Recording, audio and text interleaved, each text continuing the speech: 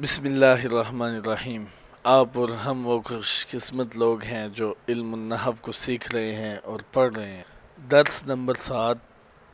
نحو وہ علم ہے جس میں اسم، فعل اور حرف کو جوڑنے کا طریقہ اور معرب اور مبنی ہونے کے لحاظ سے تینوں کلموں کی آخر کی حالت معلوم ہو جائے، اس کو نحو کہتے ہیں۔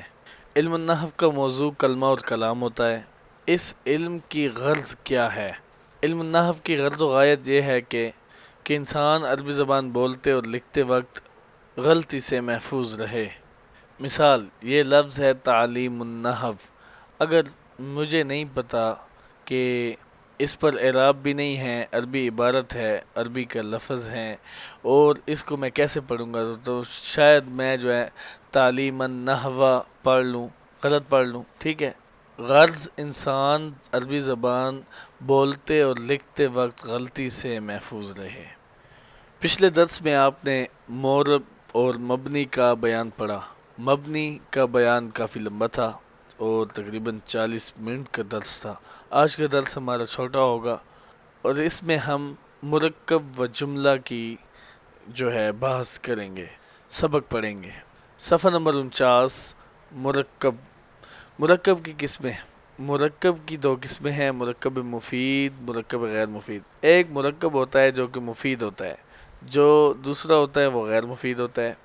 مرکب مفید کی تعریف۔ یہ تعریفیں آپ نے یاد رکھنی ہیں تاکہ امتحانات میں یا کہیں پر بھی آپ کو پوچھا جائے تو مرکب مفید کی تعریف کر سکیں۔ مرکب مفید وہ مرکب ہے جس سے پورا فائدہ حاصل ہو، یعنی اس پر متکلم کا خاموش ہونا صحیح ہو، جیسے ذہب زید، زید گیا، اکتب لکھو۔ مرکب مفید کو مرکب تام، کلام اور جملہ بھی کہتے ہیں۔ تام اور مرکب تام اور کلام اور جملہ بھی کہتے ہیں، یہی آپ نے یاد رکھنا ہے۔ فائدہ: ہر جملہ میں دو جز لازمی ہوتے ہیں جن میں سے ایک کی دوسرے کی طرف نسبت ہوتی ہے۔ جس کی نسبت ہوتی ہے اس کو مسند، اور جس کی طرف نسبت ہوتی ہے اس کو مسند الیہ کہتے ہیں۔ جیسے زید قائم میں زید مسند الیہ ہے اور قائم مسند ہے۔ ذہب زید میں ذہب مسند ہے اور زید مسند الیہ ہے۔ فائدہ نمبر 2، اس میں مسند اور مسند الیہ دونوں ہوتے ہیں۔ فعل صرف مسند ہوتا ہے، فعل صرف مسند ہوتا ہے، اور حرف نہ مسند ہوتا ہے اور نہ مسند الیہ۔ نمبر 3، فائدہ نمبر 3، جملہ کے دو جز مسند اور مسند الیہ۔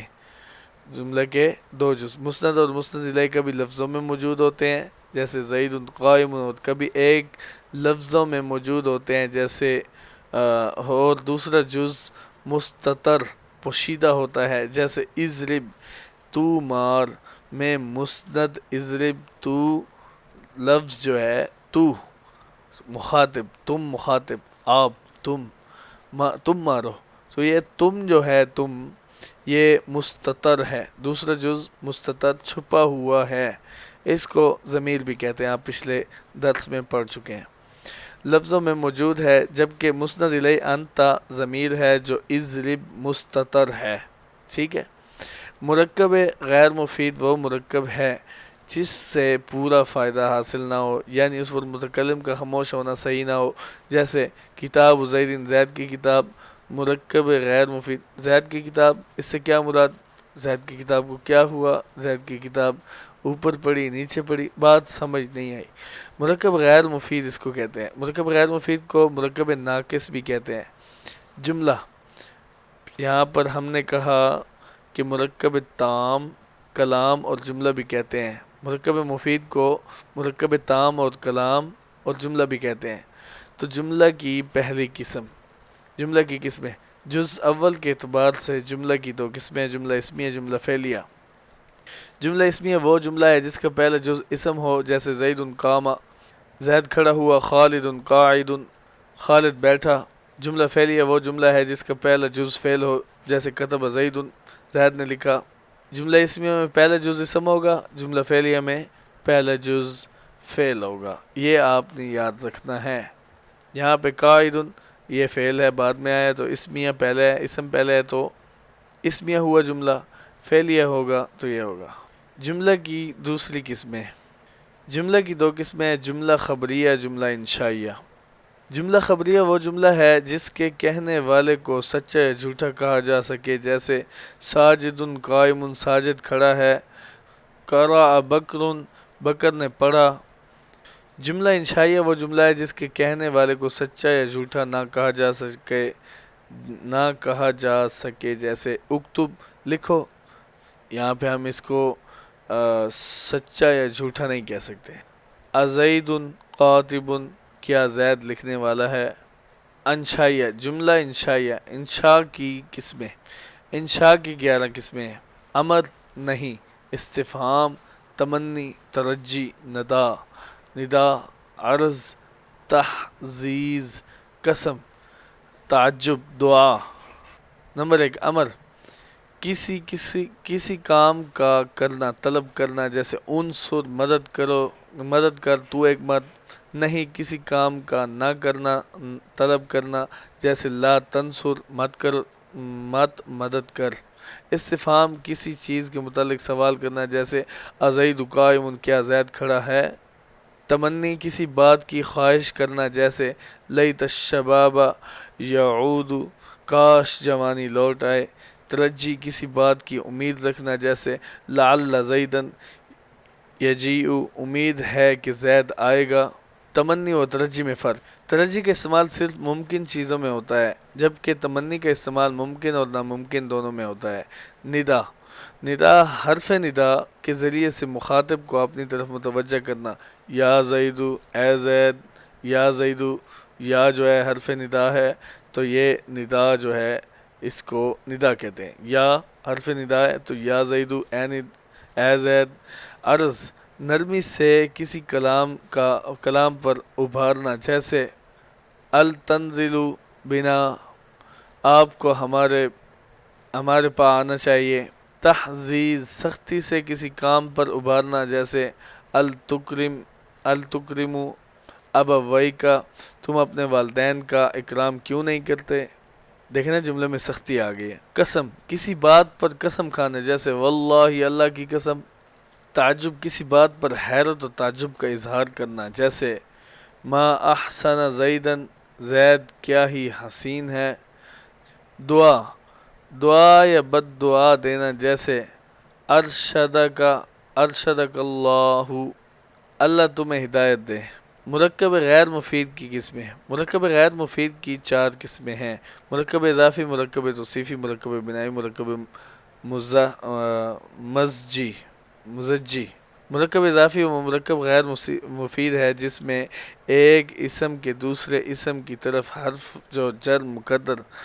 جر مقدر کے واسطے سے نسبت کی گئی ہو، جیسے کتاب زیدن، زید کی کتاب۔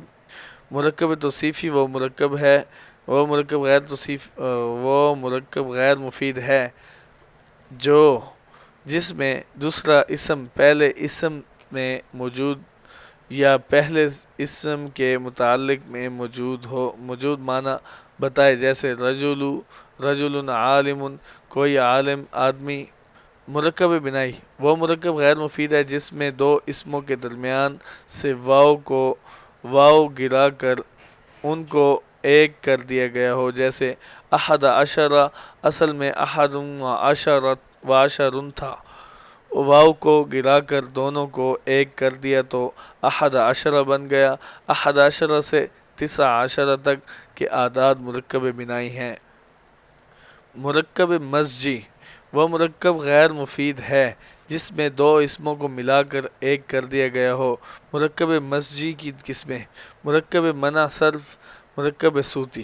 مرکب منع صرف وہ مرکب مزجی ہے جس میں 2 اسموں کو ملا کر ایک کر دیا گیا ہو اور دوسرا اسم صوت آواز نہ ہو، جیسے بعل بکہ، یہ کسی شہر کا نام ہے۔ مرکب صوتی وہ مرکب مزجی ہے جس میں دو اسموں کو ملا کر ایک کر دیا گیا ہو اور دوسرے اسم میں صوت آواز ہو، جیسے سیبویہ۔ تنبیہ: مرکب غیر مفید کی 4 قسمیں ہیں: بدلی، تاکیدی، بیانی، عطفی، جن کا بیان انشاءاللہ تعالی توابع میں آئے گا۔ جملہ شرطیہ کا بیان۔ جملہ شرطیہ وہ جملہ ہے جو شرط اور جزا سے مل کر بنا ہو، جیسے من یجتہد ینجح۔ نمبر 1 فائدہ نمبر 1، شرط کا جملہ فعلیہ ہونا ضروری ہے۔ جزا جملہ فعلیہ اور اسمیہ دونوں ہو سکتی ہیں۔ فائدہ: شرط اور جزا میں اگر صرف جزا مضارع ہو تو اس کو مرفوع پڑھنا بھی جائز ہے اور مجزوم پڑھنا بھی جائز ہے، جیسے ان جئتنی اکرمک، ان جئتنی اکرمک۔ جزا پر فا داخل ہونا۔ جزا پر فا داخل ہونے کی 3 قسمیں: فا کا داخل ہونا ناجائز ہو، فا کا داخل ہونا جائز ہو، فا کا داخل ہونا ضروری ہو۔ نمبر 1 فا کا داخل ہونا جائز ہو اگر جزا ماضی متصرف ہے اور اس پر قد داخل نہیں ہے تو اس پر فا کا داخل کرنا ناجائز ہے، جیسے ومن دخلہ کان آمنا۔ نمبر 2 فا کا داخل ہونا جائز ہو 2 صورتوں میں جزا پر فا کا داخل کرنا جائز ہے۔ نمبر 1 جزا مضارع مثبت ہو اور اس پر سین یا سوف داخل نہ ہو، جیسے ان تضربنی اضربک یا فاضربک۔ نمبر 2 جزا مضارع منفی بلا ہو، جیسے ان تشتنی لاشتک یا فلا اشتک۔ فا کا داخل ہونا ضروری ہو، جیسے مذکورہ صورتوں کے علاوہ جزا پر فا کا داخل کرنا ضروری ہے، جیسے من جاء بالحسنۃ فلہ عشر امثالھا۔ تنبیہ: اور اگر شرط اور جزا دونوں مضارع ہوں یا صرف شرط مضارع ہو تو مجزوم پڑھنا ضروری ہے۔ آگے جو ہے اسماء معمولہ کا بیان ہے مرفوعات میں، تو انشاءاللہ تعالی جملہ شرطیہ تک آج جو ہے نا مرکب مفید اور غیر مفید، مرکب توصیفی اور مرکب جملہ کی ہم جو ہے نا آج بحث پڑھی ہے، سبق پڑھا ہے۔ تو اللہ تعالیٰ سے دعا ہے کہ ہمیں اس علم کو پڑھنے کی، سمجھنے کی اور آگے دوسروں تک پہنچانے کی توفیق عطا فرمائے، اور آپ اس چینل کو سبسکرائب کر لیں اس طرح کی مزید ویڈیوز کے لیے، تاکہ آپ کو درس کی ویڈیو ملتی رہیں۔ اللہ تعالیٰ آپ کو رحم و ناصر و جزاک اللہ خیر۔